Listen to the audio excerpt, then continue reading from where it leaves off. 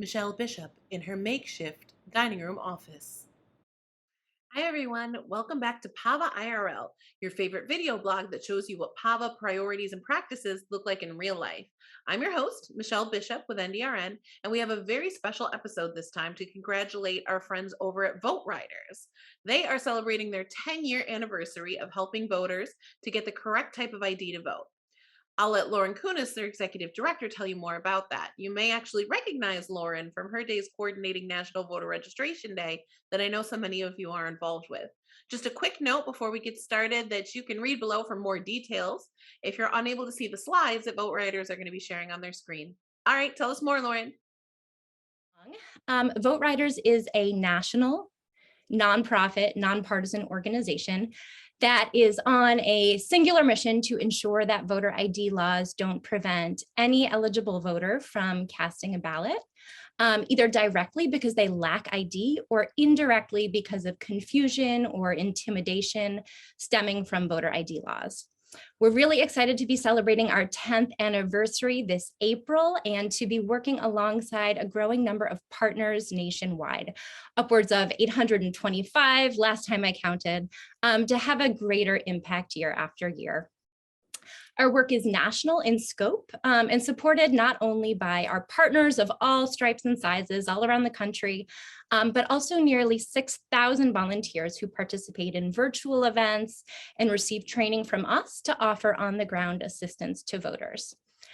This year, we will have staff and key volunteers on the ground with a particular emphasis on scaling up efforts in the states of Arizona, Florida, Georgia, Michigan, North Carolina, Pennsylvania, Ohio, and Wisconsin, which you see on this map here are all states with voter ID laws that also have competitive federal elections, with many of them having ID laws that have actually changed since 2020. So there's an increasingly urgent need to get the word out about voter ID laws and offer our help to voters in those states.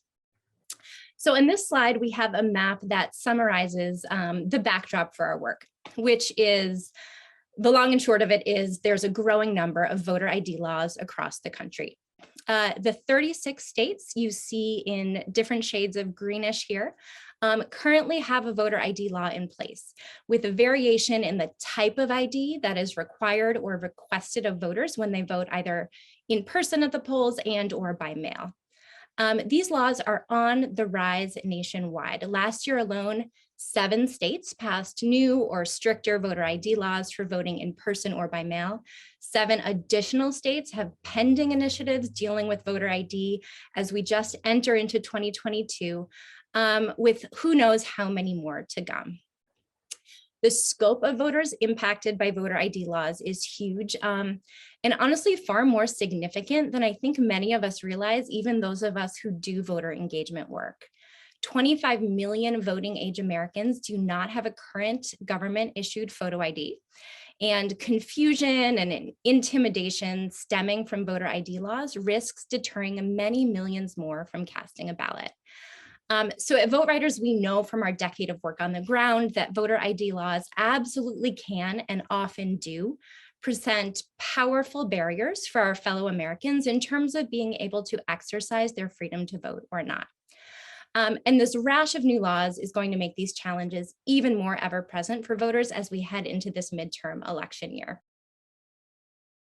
Thanks, Lauren. Before we wrap today, I actually want to pass the mic to Pam with Vote Riders, who's going to tell us a little bit about their legal clinics that you may not even know they offer. We have pro bono counsel who are at the ready to assist our voters and make sure they can get their ID and other documents. Sometimes it's a matter of untangling a complicated driving record, if that was the ID that they had and it needs to be cleared. But we provide all of that to make sure that everyone is able to get the ID to vote and don't present that as a barrier. The way we do that is through primarily voter ID clinics. These clinics are typically held in person. You can see several of us hosting those clinics with voters. We work one-on-one. As of course you can tell, this is going on during COVID, so that didn't stop us except for a little bit now. But we work in person one-on-one with each individual to find out what it is they need what they already have, because that's going to be helped us determine what we do first and how we can get them as quickly as possible to getting their ID issued. It's very personal and it's very confidential, and we maintain the strict controls over all of this information to make sure people can share their information with us, but they can do so safely and confidently. So as you can imagine, we can't go everywhere in person these days because of the spread of COVID and certain rules. A lot of events are getting canceled where we might table. But the good news is we can do this work virtually as well.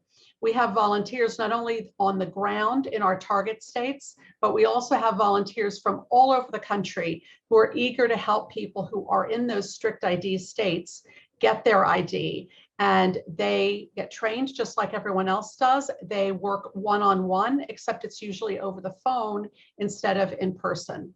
We have done some video calls where we've worked one-on-one with people. It, of course, requires a little bit more technology and know-how. But if they're coming to us through a partner organization where that capability exists, it's definitely a more supportive way of working with an individual to make them feel comfortable sharing their information so that we can assist them in getting their IDs. So as a partner organization, if you're working on the ground with us in particular communities, we can schedule those clinics on an ad hoc basis on just a one time, or we can be doing it on a recurring basis.